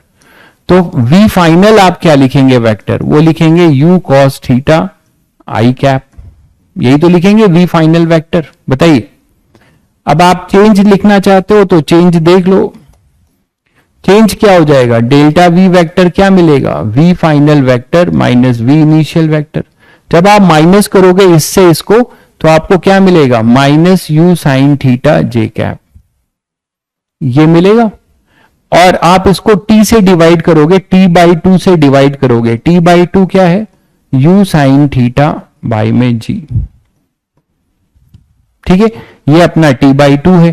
तो अगर इन दोनों को जब डिवाइड करेंगे तो आपको a एवरेज मिल जाएगा। इतना कुछ करना नहीं था आपको, फिर भी मैं प्रूफ करके बता दे रहा हूं। वेक्टरली करेंगे तो वेक्टरली मिलेगा। क्या मिलेगा? देखिए माइनस जी जे कैप, यही तो मिलेगा। इससे इसको आप डिवाइड कर देंगे, चेंज इन वेलोसिटी को एक स्टेप और लिख देता हूं, कुछ लोग परेशान हो जाएंगे, कि डेल्टा वी वेक्टर अपॉन में टी बाई 2। तो ये आएगा अपने पास, जब डिवाइड करोगे तो माइनस जी जे कैप आएगा कि नहीं आएगा? तो आप बेसिक मेथड से भी करो, आपको वही मिलेगा। लेकिन इतना नहीं करना चाहिए था आपको सीधे आंसर देना चाहिए था कि आप जो है सीधे बता सकते थे कि सर ये तो जी जो है अपना कांस्टेंट है ना पूरे टाइम इंटरवल में, ये कांस्टेंट है। तो आपने बताया था कि कोई भी वैल्यू अगर कांस्टेंट होती है पूरे अपने इंटरवल में तो उसका एवरेज या उसका इंस्टेंटेनियस दोनों हम क्या बोलते हैं, सेम बोलते हैं। तो आप यहां से डायरेक्ट बता सकते थे, ठीक है। फिर अगर आपसे बोला जाए कि जीरो से बी पार्ट में भी आप समझ ही रहे हो भाई, कहीं भी इंटरवल ले लो, जब ये कांस्टेंट है तो यहां के लिए भी आप कर सकते हो, 0 से t के लिए भी करोगे तो आपको क्या मिलेगा, वही चीज फिर से मिल जाएगी, आप करके देख लीजिए। हाँ, इसमें ये होगा कि डेल्टा v जो होगा इस केस में डेल्टा v आपका क्या हो जाएगा, यहां पर जब ये आ रहा होगा तो फिर से u से आएगा और इसी थीटा पे गिरेगा, तो इधर आएगा u cos थीटा और u sin थीटा। तो डेल्टा v में आप देख रहे हैं कि u cos थीटा वाला फिर से गायब हो जाएगा, u sin थीटा वाला ऐड होगा और यहां टाइम पूरा डिवाइड करेंगे तो फिर से आपको g मिल जाएगा। कर लेंगे ना, यहां से a एवरेज, यहां से भी क्या आएगा आपको प्रूव कर लीजिएगा, g ही आएगा मैग्नीट्यूड वाइज। इसको एवरेज निकाल लीजिए इसका वेक्टर लिख के, this is final vector, this is initial vector. तो इस केस का डेल्टा v आपका जो होगा वो क्या होगा, ये दोनों तो माइनस हो जाएंगे, आपके पास आएगा 2u sin थीटा, है ना, 2u sin theta minus j cap, यही आएगा। और t आपका क्या है, 2u sin theta by g। तो बस इसको डिवाइड करोगे तो आपको यही चीज मिल जाएगी मैग्नीट्यूड। क्लियर है। तो आप बेसिक से भी देख सकते हैं, बट कभी भी आपको पूछा जाए तो आपको थोड़ा सा दिमाग लगा लेना था कि इसमें हम क्यों इतना मेहनत करें। जी जो है हमेशा कांस्टेंट है तो उसी से डायरेक्ट हम जी बोल सकते थे, ठीक है। चलिए एक मेथड आपको और बताने जा रहा हूं एवरेज में, बट वो पर्टिकुलर है कि अगर कोई एवरेज के लिए वो शायद छूट गया था, यहां पे मैं वो कवर कर रहा हूं कि average velocity in case of uniform accelerated motion, uniform accelerated motion शायद बताया था, मुझे याद नहीं आ रहा है। ये तुम लोगों को जब different cases of average velocity बता रहा था वन डायमेंशन में, तो ये केस शायद बताया था तुम लोगों को कि अगर कोई पार्टिकल है, या छोड़ दिया था पता नहीं, देख लो।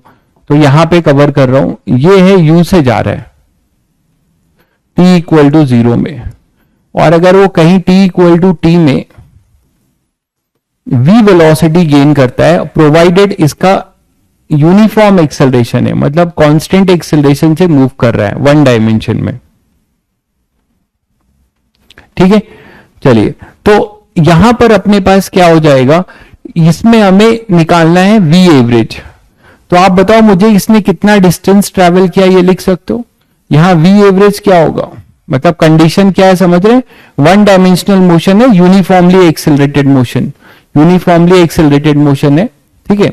तो v एवरेज अपने पास क्या हो जाएगा, it is displacement upon time, यही तो बोलोगे। तो डिस्प्लेसमेंट क्या लिखोगे, एक्सेलरेटेड है, इनिशियल वेलोसिटी u है, फाइनल वेलोसिटी v है। थर्ड इक्वेशन याद करो, हमें डिस्प्लेसमेंट लिखना है तो थर्ड इक्वेशन से लिख सकते थे v square equal to u square plus 2as लिख सकते हो। तो यहां से s कितना आ जाएगा, v square minus u square upon 2a। ये आ गया अपना डिस्प्लेसमेंट, ठीक है, ये आ गया अपना डिस्प्लेसमेंट। बहुत बढ़िया भाई कुमकुम, बहुत बढ़िया, मतलब आपने कर रखा है, बहुत अच्छी बात है। तो अगर आपने ये रिजल्ट आप जानते थे तो आपने इसको यहां अप्लाई क्यों नहीं किया। अगर आप ये रिजल्ट जानते थे तो v एवरेज निकालने के लिए मैं इतनी कहानी जो कर रहा हूं, इसका दूसरा मेथड बताने के लिए ये कॉन्सेप्ट दे रहा हूं। इसको भी डायरेक्ट कर सकते थे हम लोग, अभी बताता हूं कैसे। तो यहां से अपने पास क्या हो जाएगा, v square minus u square by 2a, ये हो जाएगा डिस्प्लेसमेंट। और टाइम क्या हो जाएगा, टाइम क्या हो जाएगा बताओ, टाइम तो अपने पास t है तो t ही रहने दो। वेलोसिटी टाइम निकाल लेते हैं ना एक्सेलरेशन वाले से, टाइम हमें निकालना है ना इसका, तभी तो ऐसा अपॉन t करेंगे। तो टाइम के लिए मैं फर्स्ट इक्वेशन यूज कर रहा हूं, ये देखो फाइनल v है, इनिशियल u है, तो v equal to u plus a t. तो यहां से t निकाल लेता हूं, v minus u by a. ठीक है, अब आप इसको यहां पे पुट करो तो आपको एक इंटरेस्टिंग रिजल्ट मिलता है जिसको आप कहीं पे भी यूज कर सकते हैं, बट कंडीशन यही रहेगी कि ये यूनिफॉर्मली एक्सेलरेटेड होना चाहिए, तभी आप यूज कर पाओगे। V square minus u square upon 2a, ये हो गया अपना डिस्प्लेसमेंट, है ना, और अपॉन में टाइम, टाइम में कितना, v माइनस यू बाई ए, ये है टाइम। जब इसको सिंप्लीफाई करोगे तो देखो a square minus b square होता है, तो a square minus b square होगा, तो ये कट जाएगा और हमारे पास क्या आएगा, a प्लस बी, a से a कैंसिल और 2 बच जाएगा। तो बड़ा इंटरेस्टिंग रिजल्ट आपको मिला कि कभी भी हमें, ठीक है, कभी भी हमें अगर यूनिफॉर्मली एक्सेलरेटेड मोशन है ना, वन डायमेंशन, और हमें v एवरेज बताना है, तो अगर हमें इनिशियल जहां से जहां का बताना है, तो जहां से जहां का बताना है वहां की इनिशियल वेलोसिटी और वहां की फाइनल वेलोसिटी अगर पता है तो v प्लस यू बाई 2। अच्छा, ये बताया था तुम लोगों, ओके ओके, तो बोल नहीं रहे हो यार तुम लोग, बताया था, चलो ठीक है। तो अब ये इसको यहां क्यों नहीं तुम लोगों ने अप्लाई किया, इसको निकालने में यहां क्यों नहीं अप्लाई किया? आप बोलोगे सर यहां 2 डायमेंशन था, तो यहां थोड़ा दिमाग लगाए होते। ये देखो पहले वाले पार्ट में, ये तो अपना पहला पार्ट है ना, t 0 से t बाई 2 के लिए था, 0 से t बाई 2 के लिए था ना, ठीक है, 0 से t बाई 2 के लिए। इसमें तो अप्लाई कर सकते थे तुरंत। इसमें क्या अप्लाई कर सकते थे, देखो इधर ये g है, कांस्टेंट है ना, ध्यान दो इधर, ये कितना था, u cos थीटा, ये कितना था, u sin थीटा, ठीक है। अब यहां पे जब ये नीचे गिर रहा था, ये देखो यहां पे, यहां से यहां लगा लो, यहां पे लिखा हुआ है, तो ये चीज यहां बनाया है मैंने, ठीक है। और ये भी इधर क्या था, u cos थीटा, और इधर क्या था, u sin theta. Second method की बात कर रहा हूं, इसी में मैं यहां पे सेकेंड मेथड लिख दे रहा हूं। सेकेंड मेथड में आप बोल सकते थे कि v y plus u y by 2, यही होगा अपना वी एवरेज। मानते हो कि नहीं? V y v plus u by 2, अभी अभी आपने पढ़ा एक्सेलरेटेड में, तो वाई डायरेक्शन में हमारे पास एक्सेलरेशन कांस्टेंट है, तो वाई डायरेक्शन के लिए हम लोग v प्लस यू बाई 2 लिख सकते थे, तो वही मैंने लिखा है वी वाई, ये देखो u साइन थीटा, और इधर भी अपने पास क्या है, ये वी वाई है और ये अपने पास वी वाई है। क्लियर है? हालांकि हमें इसको वेक्टर फॉर्म में लिखना चाहिए, ठीक है, हमें इसको वेक्टर फॉर्म में लिखना चाहिए तो आपको ज्यादा क्लियर हो जाएगा। v vector plus u vector by 2, तो वी वाई ऊपर है, u साइन थीटा बाई 2, तो जब ये करोगे तो ये 0 हो जाएगा। दिख रहा है सभी को?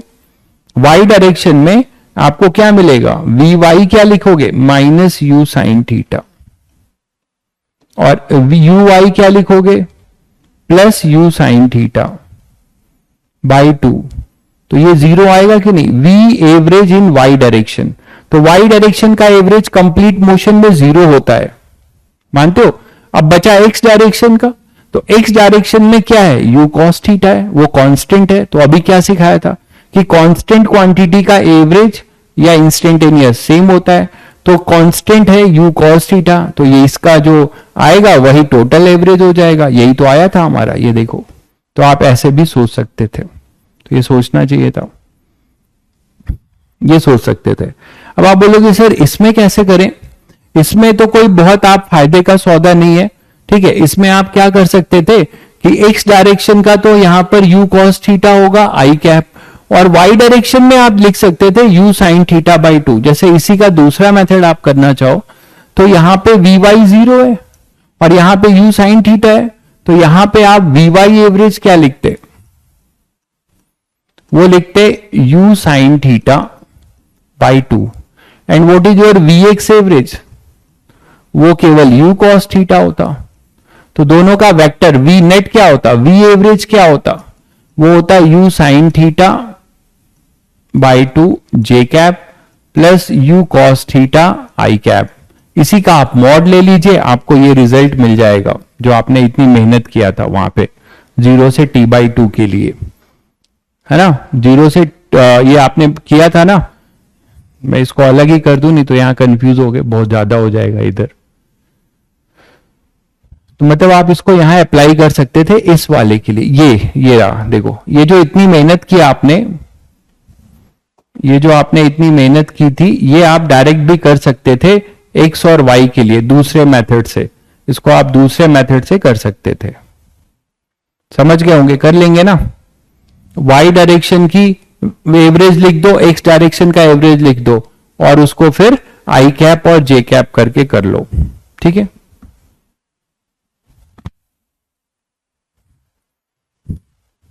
तो ये आपने कुछ एवरेज के कॉन्सेप्ट सीखे कि कैसे हम एवरेज निकालेंगे। नेक्स्ट आगे बढ़ते हैं, ट्रेजेक्ट्री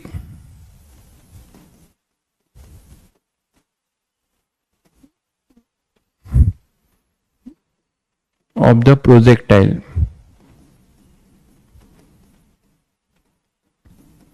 हमने कहा था कि अगर किसी पार्टिकल को अगर आप थीटा एंगल से फेंक रहे हो तो इसका पाथ पैराबोलिक होगा, इसका पाथ जो है पैराबोलिक होगा, ठीक है, इसका पाथ जो है क्या होगा, पैराबोलिक होगा। और अगर ये पैराबोलिक पाथ है तो हमें इसको क्या करना पड़ेगा, प्रूफ भी करना पड़ेगा। कैसे, आपने अभी देखा था कि किसी भी पैराबोला का जो जनरल एक्स की इक्वेशन, एक्स और वाई की इक्वेशन लिखना सिखाया था आपको। एक्स आप क्या लिखते थे, x equal to u cos theta, कल लिखा था, इंटू टी, यही तो लिखते थे, ये अपना जनरल था ना।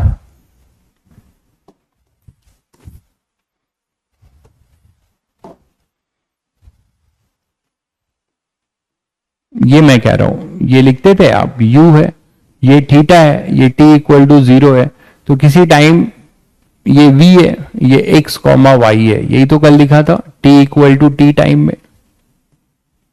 तो ये x था और ये y था। तो हमें x और y हमें पता है कैसे लिखना है, ठीक है।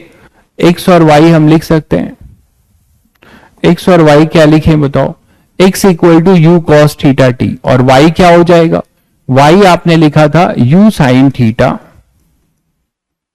T minus half g t square, यही तो था y डायरेक्शन में, मोशन अंडर ग्रेविटी, ठीक है। मोशन अंडर ग्रेविटी में आपने लिखा था y equal to u sine theta t minus half g t square, और x लिखा था u cos theta into t. तो मैंने तुम लोगों को लोकस के क्वेश्चंस कराए थे, है ना, कुछ क्वेश्चंस मैंने लोकस के कराए थे। मैंने कहा था कि जब हम लोकस निकालते हैं या ट्रेजेक्ट्री या पाथ निकालते हैं तो हम किस पे फोकस होते हैं, we actually find the relation between y and x, है ना, y as a function of x निकालना होता है। तो यहां पर y as a function of x कैसे निकालेंगे, इस t को इस फर्स्ट इक्वेशन से t हटा देंगे, t को क्या लिख सकते हैं हम, x upon u cos theta, और इसको हम पुट कर सकते हैं कहां पे, सेकेंड इक्वेशन में। तो सेकेंड इक्वेशन में जब पुट करोगे तो हमें y और x में एक रिलेशन मिलेगा, क्या होगा, u sine theta into t, t को आप क्या लिख सकते हो, x upon u cos theta, x upon u cos theta minus half g, और t के जगह पे होगा x upon u cos theta का होल स्क्वायर। बोलो भाई, ये कर सकते हो, y as a function of x, है ना। तो अब यहां पर y आपको मिलता है, u से u कैंसिल करो, sign theta upon cos theta, ये हो जाएगा x टैन थीटा माइनस ये क्या हो जाएगा, g upon two cos two u square, और ये भी कॉस स्क्वायर होगा, cos square theta into x square. और इसको देखो, लेकिन कैसे, जो ट्रक का कॉन्सेप्ट है, ट्रक के पीछे जो लाइन लिखी होती है, देखो मगर प्यार से, तो इसको प्यार से देख लो क्योंकि ये तुम्हें बहुत काम आने वाला है और इसे आपको ध्यान रखना है। तो जो भी मैं ब्रैकेट में स्टार मार्किंग करता हूं वो स्टैंडर्ड फॉर्मूला है, उतना टाइम नहीं होगा एग्जाम हॉल में कि आप इसको डिराइव करोगे। तो मैं इसको बोलता हूं कि ये सब चीजें याद रखो, बाकी जो क्वेश्चंस है उसे याद मत रखो। तो x tan theta minus g upon 2u² cos² theta into x², this is the equation of trajectory. ठीक बात है। तो क्या सभी बच्चों को ये चमक रहा है कि सर ये तो y और x में क्वाड्रेटिक है, ये y और x में क्या है अपना क्वाड्रेटिक है। तो जब अगर ये y और x में क्वाड्रेटिक है तो सभी को पता है कि y और x का ग्राफ कैसा होगा, पैराबोलिक होगा। और अगर ये पैराबोलिक होगा तो एक्स स्क्वायर का जो हाईएस्ट डिग्री कोफिशिएंट है, ये भी सब बता चुका हूं, ये नेगेटिव है। एक्स स्क्वायर का हाईएस्ट डिग्री कोफिशिएंट नेगेटिव है, तो ये पैराबोला ओपनिंग डाउनवर्ड होगा, ये पैराबोला ओपनिंग डाउनवर्ड होगा। सभी को क्लियर है? तो ये पैराबोला ओपनिंग डाउनवर्ड होगा। अब ट्रेजेक्ट्री पे भी सवाल आते हैं, तो ट्रेजेक्ट्री पे सवाल आते हैं, आपको कोई ट्रेजेक्ट्री दी जाएगी और वहां से जो है आप क्या कर सकते हैं, time of flight, maximum height और रेंज भी निकाल सकते हैं। तो मान लीजिए मैं बार बार इसको लिखना नहीं चाहता, तो इसको मैं कोई कांस्टेंट बी मान लेता हूं और इसको, ये कांस्टेंट है ना किसी पर्टिकुलर थीटा के लिए, और इसको मैं कोई कांस्टेंट ए मान लेता हूं। This is our equation of trajectory, यही अपना इक्वेशन ऑफ ट्रेजेक्ट्री है।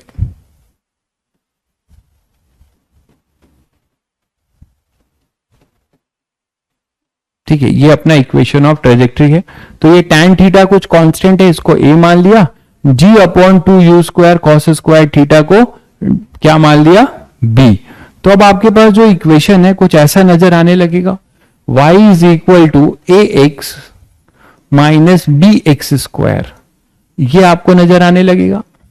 तो कभी भी आपको ऐसा फॉर्म दिखे y और x में, तो no doubt this is a parabola opening downward, और ये पैराबोलिक पाथ जो है प्रोजेक्टाइल मोशन की ट्रेजेक्ट्री है।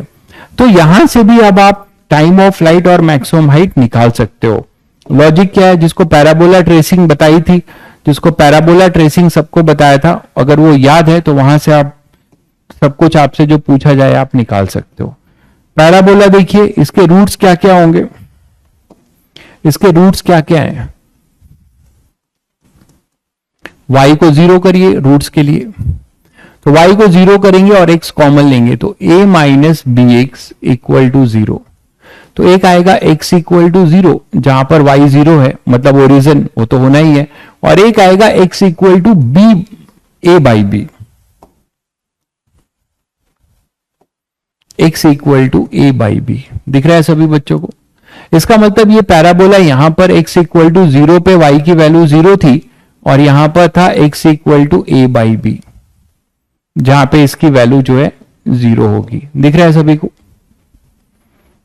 अब ये पैराबोला नेगेटिव है, इसका हाईएस्ट डिग्री कोएफिशिएंट नेगेटिव है, तो पैराबोला ओपनिंग डाउनवर्ड होगा, तो पैराबोला ओपनिंग डाउनवर्ड कर दो। ठीक है, यहां तक आ गया। तो अब आप यहां से मैक्सिमम हाइट और रेंज तो बता सकते हो ना, यही तो हो गया रेंज यार, यही तो रेंज हो गया। रेंज क्या बोलोगे, यही तो रेंज है।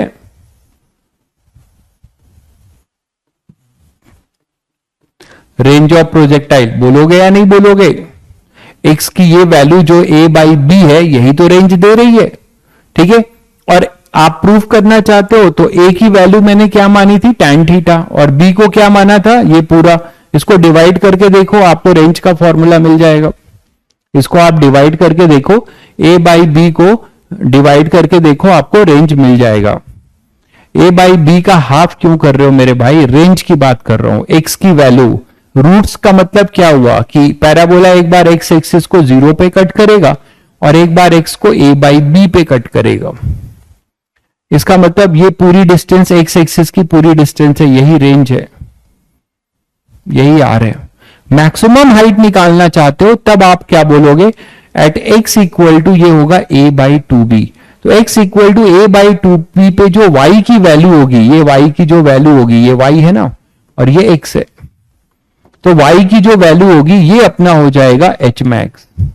तो h मैक्स कभी निकालना हो तो आप क्या कर सकते हैं, इसमें रूट्स निकाल लेना, और रूट्स निकालने के बाद रेंज निकाल लेना। रेंज का जो आधा कर देना, रेंज का आधा कर देना, उस x पे y की वैल्यू निकाल लेना।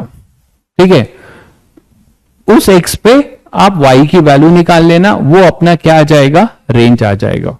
तो रेंज अपने पास क्या होगा, रेंज जो होगा, सॉरी मैक्सिमम हाइट जो होगा,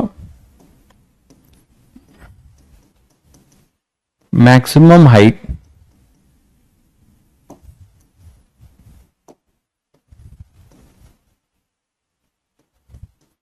eight x equal to a/2b, a/2b पे आपको मैक्सिमम हाइट मिलेगा, उसको पुट कर दो, है ना। तो y की वैल्यू क्या हो जाएगी, h मैक्स। तो h मैक्स कितना आ जाएगा आपको, x को a बाई पुट करो तो a into a/2b minus b into a/2b का स्क्वायर, यही तो होगा। सॉल्व करोगे तो आएगा a²/2b माइनस a²/4b, तो आपको मिल जाएगा a²/4b। तो रेंज कितना हो गया, a²/4, सॉरी h मैक्स कितना हो गया, a²/4b। भाई समीर ये क्या डाउट लिखे जा रहे हो यार, डाउट पूछ लो जो डाउट है। डाउट लिखने से केवल कैसे पता चलेगा कि डाउट में डाउट हो रहा है, कि क्या डाउट है आपका। तो h मैक्स हो जाएगा a²/4b, ठीक है, a²/4b। तो a²/4b अपना h मैक्स होगा और a/b अपना क्या हो जाएगा, रेंज हो जाएगा। तो अब आप प्रूफ भी करना चाहते हो तो ये a है और ये b है, a का स्क्वायर करो 4 टाइम्स b से डिवाइड करो, आपको सेम मिल जाएगा, ठीक है। समझ नहीं आया तो उसके लिए मैं क्या करूं भाई, आपको क्या नहीं समझ में आया वो बताइए, मैं समझा सकता हूं फिर से, और कुछ नहीं कर सकता। आपको जो समझ में नहीं आया, ये सब चीजें बहुत आसान चीजें बताई जा रही है, क्या इसमें क्या ऐसा रॉकेट साइंस है जो नहीं समझ में आ रहा है। सीधे सीधे मैंने बोला कि लोकस निकालना है, 2 इक्वेशन लिखा, अगर t की वैल्यू पुट कर दिया, t इक्वल टू दिस, इसको इसमें पुट किया तो यहां से लोकस आ गया। हमें पता चला कि ये सेकेंड डिग्री है, ठीक है, सेकेंड डिग्री है। भाई एक ही चीज इरिटेट करने वाला मत किया करो भाई, ये हर SCV मार्क करा दो। मैंने आपको फर्स्ट डे ही लिखा, आप पूरा कर लो यार, ठीक है, आपको करना है कर लीजिए जाके पूरा, जब करना है अपनी मर्जी से। मैंने आपको कहा जब चैप्टर पढ़ाऊंगा उसके बाद ही टिक करा सकता हूं मैं। एक चीज मत जो है रिपीटेडली कमेंट मत किया कीजिए, बहुत इरिटेटिंग सा होता है। आपको बता दिया मैंने कि जब मैं कोर्स कंप्लीट कर लूंगा, चैप्टर कंप्लीट, मिसलिनियस है, SC वर्मा की बुक खोली है तुमने, उसमें देखा है कि projectile, relative velocity, kinematics, 1D 2D सब मिक्स है। एक चीज रिपीट मत किया करिए बार बार, टाइम अलग वेस्ट होता है आपको बताने में। फिर ऐसे में क्या होगा कि मैं कमेंट इग्नोर करने लगूंगा।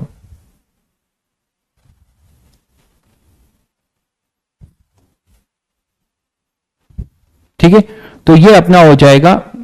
हमने ये पता किया कि ये पैराबोलिक है, तो पैराबोलिक पाथ बार बार लिखने से बचने के लिए मैंने tan थीटा को कुछ a मान लिया और इस पूरे को मैंने b मान लिया, कांस्टेंट को। तो यहां से हमें दिखा कि भाई ये तो पैराबोला ओपनिंग डाउनवर्ड होगा, इसके रूट्स निकाला।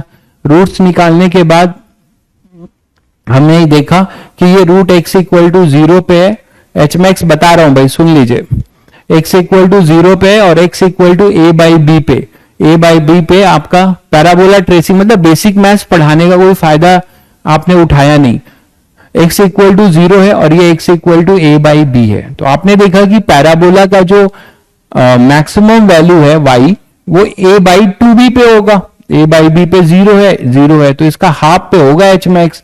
तो x की वैल्यू हमें पता चल गई a/2b, ये वाली, इस पे हमारा y जो आएगा वो h मैक्स होगा। तो यहां पे पुट कर दिया गया, इसको सॉल्व कर लिया गया, ये आ गया a²/4b। सिंपल सा है, कुछ नहीं है, ठीक है।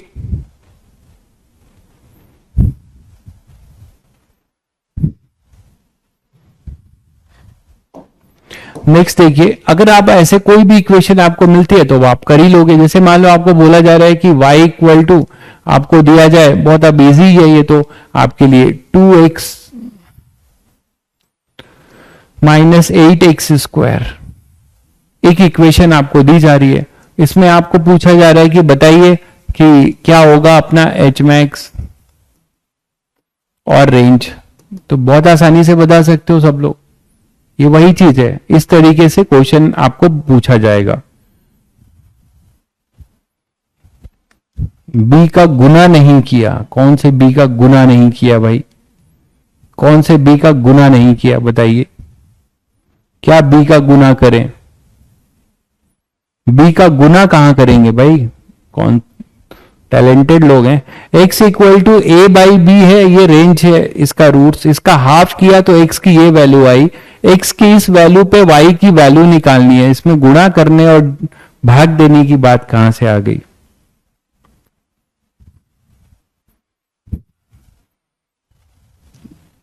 तो इसका आंसर ओरली बताइए, 1 सेकेंड में बता सकते हैं सब लोग, क्या होगा इसका आंसर।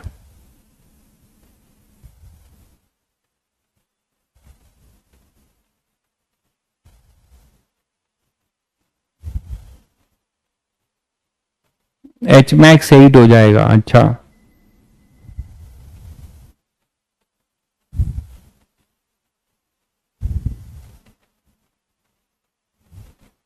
माइनस क्यों आ रहा है भाई तुम्हारा, -1/2 कैसे आएगा अभिषेक भाई।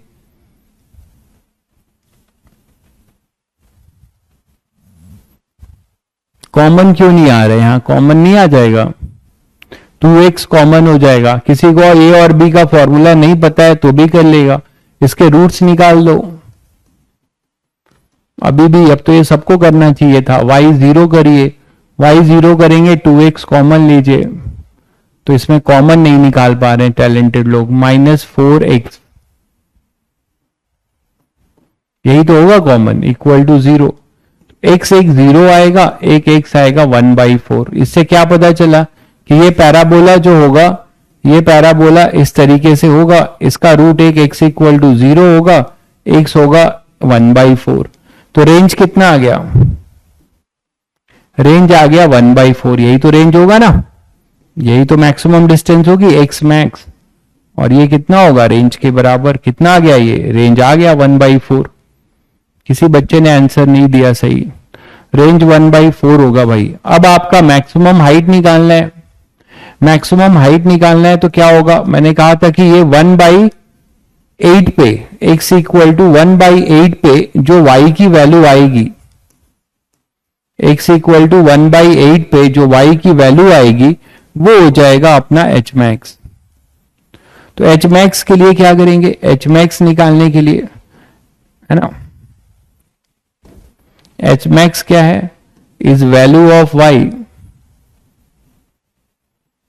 Eight x equal to 1/8। बोलो भाई, x इक्वल टू 1/8 पे हमारा h मैक्स आएगा, ठीक है। तो x इक्वल टू 1/8 पे h मैक्स आप निकाल दो, यहां से क्या आ जाएगा, h मैक्स वो हो जाएगा 2 इंटू 1/8 माइनस 8 इंटू 1/8 का स्क्वायर, तो ये हो जाएगा 1/4 माइनस 1/8, तो ये आ जाएगा 1/8। तो h मैक्स आएगा 1/8, h मैक्स आएगा 1/8, है ना, और रेंज आएगा अपना ये। हाँ, डायरेक्ट अगर आपको याद है, अगर आपको याद है a और b के फॉर्म में फॉर्मूला, तो डायरेक्ट कर सकते हैं कंपेयर करके। अगर आपको याद है तो आप डायरेक्ट कर सकते हैं,